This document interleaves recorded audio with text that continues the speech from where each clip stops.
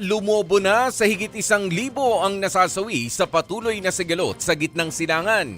Sa kabila niyan, tuloy-tuloy pa rin ang bakbakan ng sanib puwersang Amerika at Israel laban sa Iran. Kaya ang Iran hindi rin tinatantanan ang mga embahada at base militar ng Amerika sa Middle East. Narito ang report ni Rainiel Pawit.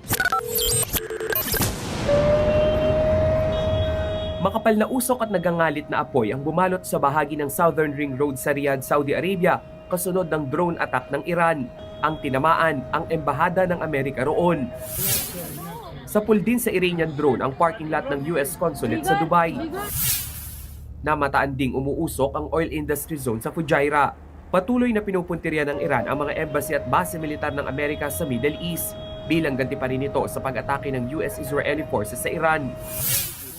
Wala rin namang tigil ang military operations ng Amerika at Israel sa Iran. Pinaulanan nila ng airstrike ang capital city na Tehran.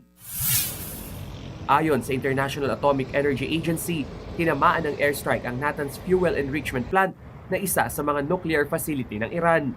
Sa satellite images na ito, kita ang lawak ng pinsala sa Iran.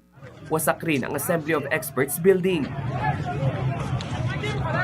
Una nang napaulat ng Iranian officials na karamihan sa mga tinamaan, mga ospital at mga paaralan.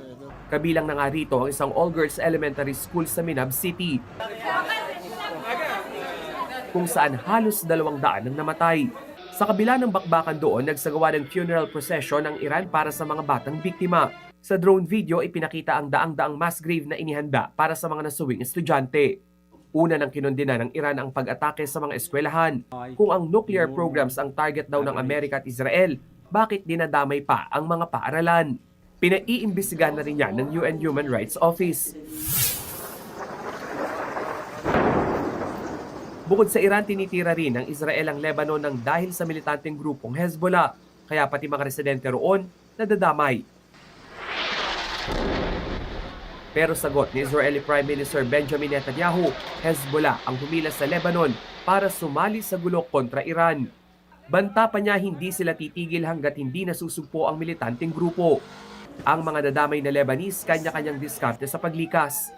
Sa huling datos, halos 1,000 na ang nasawi sa gulo sa Middle East. Pinakamarami ang sa Iran kung saan halos 800 ang nasawi. Sunod dyan ang Lebanon na may 40, 11 naman sa Israel at 3 ang nadamay sa Kuwait at UAE. 2 rin sa Iraq habang tig-1 ang biktima sa Bahrain at Oman. 6 naman ang patay sa militar ng Amerika. Si US President Donald Trump na nag-utos sa pag-atake sa Iran muling iginiit na kailangan itong gawin dahil banta ang nuclear weapons ng Iran sa Middle East at sa Estados Unidos. Nagbabalita mula sa frontline, Rainiel Pawid, News 5. Mga kapatid, ako po si Ruth Cabal. Dito tayo sa totoo, dito tayo sa True FM. Mag-follow at mag-subscribe din po kayo sa aming social media accounts at True Network PH. Diyan po yan sa aming X na dating Twitter, sa FB, sa Instagram, sa YouTube, sa TikTok at sa mga podcast. At syempre, tutok din po kayo sa Signal True TV Channel 19.